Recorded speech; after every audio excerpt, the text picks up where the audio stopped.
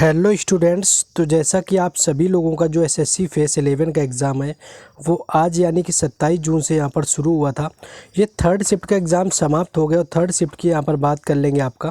तो third shift काफ़ी late हो गई है, क्वेश्चन तो आ गए थे लेकिन कुछ इशू हो जाने की वजह से यहाँ पर लेट हो गया। तो थर्ड शिफ्ट में जो भी ऑलमोस्ट क्वेश्चन पूछे गए थे सभी को यहाँ पर डिस्कस करने वाले हैं। बस क्या करना है कि आपको लास्ट तक वीडियो के बने रहना है, शेयर और सब्सक्राइब जरूर करना है क्योंकि यहाँ पर हर एग्ज़ाम से रिलेटेड एनालिसिस मिलता रहता है। पहला जैसे क्वेश्चन यहाँ पर दिया हुआ है कि जो मून वॉक पुस्तक है उसके लेखक कौन है। तो अगर मून वॉक की बात कर ली जाए कि मून वॉक किसकी आत्मकथा का नाम है, कई बार एसएससी एग्जाम में पहले भी पूछा जा चुका है। माइकल जैक्सन इसका राइट आंसर हो जाएगा, जिनकी आत्मकथा का नाम मून वॉक है। एसएससी एग्जाम का रिपीटेड क्वेश्चन है, कई बार आपका फेमस क्वेश्चन है, कई बार आया है। 1988 में आपके आया हुआ था। यह मून अमेरिकी रिकॉर्डिंग जो कलाकार थे माइकल जैक्सन के द्वारा लिखी गई आत्मकथा थी।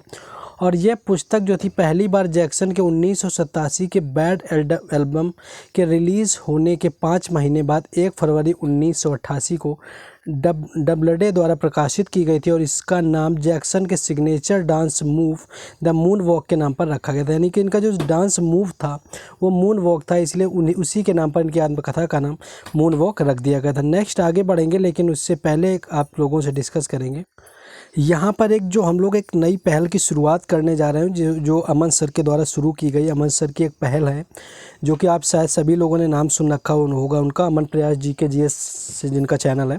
तो हम लोगों के द्वारा एक पहल शुरू की गई है यहाँ पर कि जो सीजीएल और सीएचएसएल के स्टूडेंट्स हैं आपके, उन लोगों के लिए आपको मंडे टू सैटरडे यानी कि सोमवार से शनिवार तक आपको 50 क्वेश्चन की टेलीग्राम पे क्विज़ करवाई जाएगी, जिस क्विज़ का जो प्राइस है आपका 49 रुपीज़ रखा गया है। समझ सकते हैं कि आपको इसमें आपका सीएचएसएल का एग्ज़ाम अगस्त में होना है, आपको 60 दिनों तक ये क्विज़ मिलने वाली, यानी एक दिन की क्विज़ की बात करें तो आपका 1 रुपये से भी कम एक दिन का पड़ने वाला है। और इसमें आपको 25 जीके के 25 जीएस के क्वेश्चन आपको मिलने वाले हैं। तो आपको इससे जुड़ जाना है क्विज़ से, क्योंकि इसमें जो है आपको काफ़ी बेनिफिट इसके अंतर्गत आपको मिलने वाले हैं। जैसे बात कर लें कि आपको 50 क्वेश्चन जीके जो कि पूर्णतः आपके टीसीएस पैटर्न पर आधारित होंगे यहाँ पर। और बात कर लेंगे सारे जो डिटेल के लिए आपको ये नंबर दिया हुआ है यहाँ पर व्हाट्सएप, इस व्हाट्सएप नंबर पर आप जैसे कांटेक्ट करेंगे तो आपको सारी अपडेट जो आप नहीं समझ पा रहे हैं यहाँ पर मिल जाएगी। लिमिटेड सीट्स रखी गई हैं ताकि सभी के ऊपर अच्छे से ध्यान रखा जाए और फीस आपकी 49 रखी गई है। तो आप लोग जिनका सीजीएल और सीएचएसएल का एग्ज़ाम है एक बार ज़रूर ट्राई करें। आगे आ जाएंगे अपने क्वेश्चन में। नेक्स्ट यहाँ पर एक जो क्वेश्चन पूछा गया था, क्वेश्चन ये पूछ लिया गया था कि जो भारत है, भारत ने आईसीसी जो आपका क्रिकेट वर्ल्ड कप हुआ था भारत के अंदर, वो किस वर्ष जीता हुआ था। तो यहाँ पर वर्ष पूछा गया था, भारतीय आईसीसी क्रिकेट का विश्व कप जो हुआ था किस वर्ष जीता गया था। तो एक तो आपका जो था वो 1983 में जीता गया था, यानी 1983 में। इस समय अगर कप्तान की बात कर लें तो कपिल देव इसके कप्तान रहे हुए थे 1983 में, यानी 1983 में, जिन पर अभी मूवी भी बनी हुई है 83 के नाम से। और कपिल देव की आत्मकथा का नाम स्ट्रेट फ्रॉम हार्ट है। लेकिन ये ऑप्शन में आपको नहीं दिया था, ऑप्शन आपके कुछ ऐसे थे कि 2011 था, 2015 16 था आपका, 2000 आपका 11 था, फिर 15 था, 19 था और आपका कुछ पहले का दिया हुआ था। ऑलमोस्ट जितने भी ऑप्शन थे आपके 2000 के बाद के दिए हुए थे। तो अगर इसकी बात कर लें तो आपका 2011 वहाँ पर राइट आंसर था, यानी कि 12 साल लगभग पहले 2 अप्रैल 2011 को रचा गया था। और जब भारतीय टीम ने मुंबई में श्रीलंका को हरा करके दूसरी बार वर्ल्ड कप का खिताब जीता हुआ था। भारत ने कुल 2 बार जीता, पहला 1983 में जीता हुआ था कपिल देव की कप्तानी में, और दूसरा यहाँ पर जीता हुआ था श्रीलंका के साथ में फाइनल मैच हुआ था, तो दूसरी बार वर्ल्ड कप का खिताब जीता हुआ था। और ये सचिन तेंदुलकर का भी आखिरी वर्ल्ड कप रहा हुआ था। तो ये क्वेश्चन आपसे पूछा गया था, 2011 इसका राइट आंसर था। नेक्स्ट क्वेश्चन ये पूछा गया था कि जो हिंदू कैलेंडर के अनुसार होली कब मनाई जाती है। यहाँ पर हिंदू कैलेंडर की बात की गई है, वैसे तो आपकी मार्च के महीने में हो जाती, लेकिन आपके हिंदी महीने यानी हिंदी कैलेंडर की बात की गई थी। तो जो आपका रंगों का त्यौहार यानी होली है, यानी कि होली जो है हर साल फाल्गुन महीने में मनाया जाता है, यानी फाल्गुन के महीने में आपका फाल्गुन इसका राइट आंसर हो जाएगा, जब होली का आयोजन हिंदी महीने का आमतौर किया जाता है, जो कि आमतौर पर फरवरी के अंत में या मार्च की शुरुआत में पड़ता है। यानी फाल्गुन जो होता है आपका फरवरी के अंत या आपके मार्च की शुरुआत में पड़ता है, जब आपका होली का समय होता है। तो फाल्गुन आपको ऑप्शन में दिया होगा जो कि राइट आंसर हो जाएगा। नेक्स्ट था कि दिसंबर 2022 में इंडियन ओलंपिक एसोसिएशन का अध्यक्ष कौन बनाया गया। तो यहाँ पर आपके इंटरनेशनल आपका ओलंपिक काउंसिल नहीं, यहाँ पर आपके आईओसी यानी कि इंडियन आपके जो ओलंपिक एसोसिएशन था उसकी बात की गई थी कि अध्यक्ष कौन बना हुआ है। तो यहाँ पर पीटी उषा इसका राइट आंसर हो जाएगा, जो कि ओलंपिक एसोसिएशन के अध्यक्ष बनी इंडियन की। धनखड़ जो कि यहाँ के हमारे आपके उपराष्ट्रपति रहे हुए हैं, राज्यसभा का उपसभापति भी होता है, इन्होंने इनको बधाई दी हुई थी कि संघ की अध्यक्ष बनने वाली ये पहली महिला रही, यानी पहली महिला है जो कि ओलंपिक एसोसिएशन अध्यक्ष की अध्यक्ष बनी हुई है, और ओलंपियन बनने पर इन्होंने इनको बधाई दी गई है। तो यहाँ पर पीटी उषा राइट आंसर हो जाएगा, जिन्हें आपका गोल्डन गर्ल के नाम से भी जाना जाता है, क्योंकि इनकी आत्मकथा का नाम गोल्डन गर्ल है। और ये बात करें तो ये उड़न परी के नाम से भी आपकी जानी जाती है, यानी कि भारतीय धावक रही हैं। नेक्स्ट क्वेश्चन है कि केंद्र शासित जो प्रदेश है दिल्ली किस अनुच्छेद में आता है। तो अगर केंद्र शासित प्रदेश दिल्ली की बात कर ले कि किस अनुच्छेद के अंतर्गत आता है, तो संविधान का जो भाग 8 है, भाग 8 में अनुच्छेद आपके 239 से लेकर के 241 दिए हुए, यानी भारतीय संविधान का जो भाग 8 है उसमें अनुच्छेद 239 से लेकर के 241 तक आपका केंद्र शासित प्रदेशों से संबंधित होता है। जिसमें की बात कर ले तो भारत में केंद्र शासित प्रदेशों के राष्ट्रपति के द्वारा उनके द्वारा नियुक्त प्रशासक के माध्यम से प्रशासित किया जाता है। तो ये क्वेश्चन यहाँ पर पूछा गया था। नेक्स्ट क्वेश्चन एक आपका देखिए रिपीटेड था, मॉर्निंग शिफ्ट में भी आपका आया हुआ था कि 2011 की जनगणना के अनुसार भारत की पुरुष साक्षरता दर कितनी थी। तो अगर पुरुष साक्षरता दर की बात कर लें तो जो 2011 की आपकी जनगणना थी वो पुरुष साक्षरता दर में आपकी बात कर लें तो इसमें कुछ वृद्धि हुई थी। जो देश की अगर आपकी कुल साक्षरता की बात की जाए कि भारत की ओवरऑल साक्षरता दर कितनी रही हुई थी, तो यह 74.04% रही हुई थी ओवरऑल। बाकी अगर केवल पुरुष की पूछी गई थी तो वो 82.14% हो जाएगी, और महिलाओं की बात कर लें तो 65.46% यहाँ पर हो जाएगी।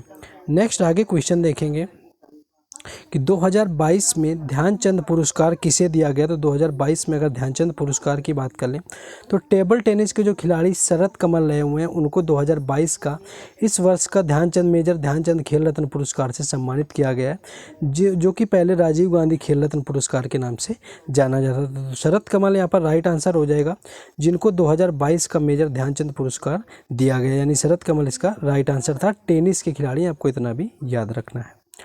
नेक्स्ट देख लेंगे।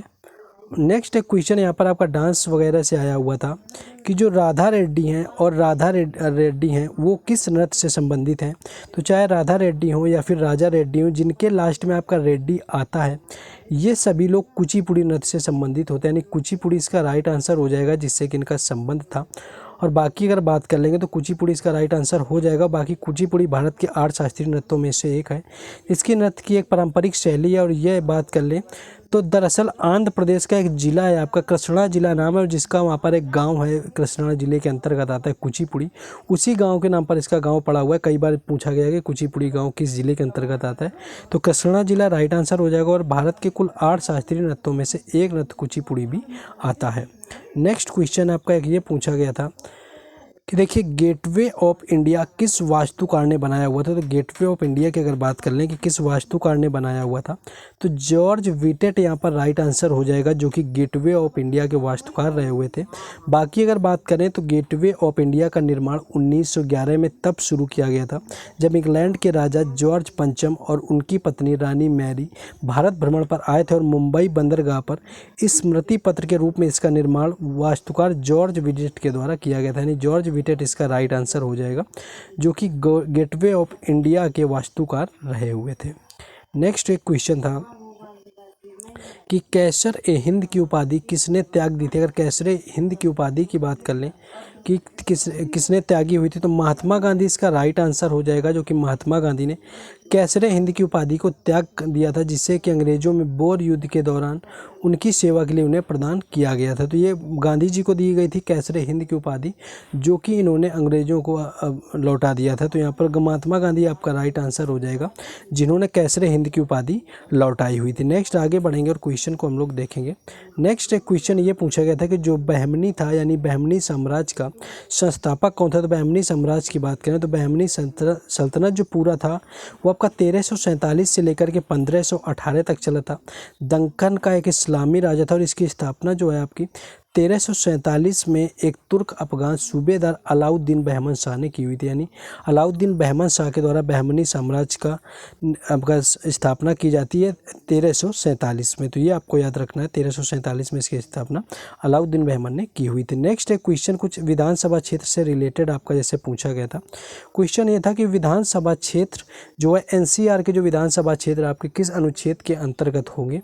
तो आपका 69वां एक संविधान संशोधन होता है, जिसके तहत अगर बात कर लें तो 1991 में हुआ था, जिसके तहत दिल्ली को एक विशेष दर्जा प्रदान किया गया था और जिसी के तहत एनसीआर को विधानसभा क्षेत्र भी घोषित किया गया था और इसे राष्ट्रीय राजधानी घोषित किया गया था। इस राज्य के लिए अगर बात कर लें तो इस राज्य में एक विधानसभा और एक मंत्रिपरिषद बनाई गई और इस अधिनियम के तहत अगर बात करें तो आदित्यनाथ झा जो थे दिल्ली के पहले उपराज्यपाल बने थे। तो कई बार आपसे ये पूछ लिया जाता है कि दिल्ली के जो पहले उपराज्यपाल बने हुए थे वो कौन थे, तो यहाँ पर आदित्य झा आपका राइट आंसर हो जाएगा। तो ये था ओवरऑल, इतना ही मिल पाया, इसमें थोड़ा लेट दे पाए आप लोगों के लिए सॉरी चाहेंगे, पहली बार हो पाता है, कभी कभी कोई इशू हो जाता है। आज काफ़ी लेट है, मैं तो बोलूँगा बहुत ज़्यादा ही लेट है।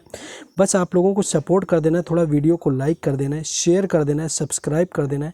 बाकी इन सारे क्वेश्चंस का जो PDF है आपको टेलीग्राम चैनल और व्हाट्सएप ग्रुप दोनों पर प्रोवाइड करवाया जाता है और उन दोनों के लिंक आपको डिस्क्रिप्शन में दे दिए गए हैं। तो वहाँ से भी जा करके आप सभी लोगों को जुड़ जाना है ताकि PDF और बाकी सारी अपडेट वहाँ पर आप सभी लोगों को मिलती रहे।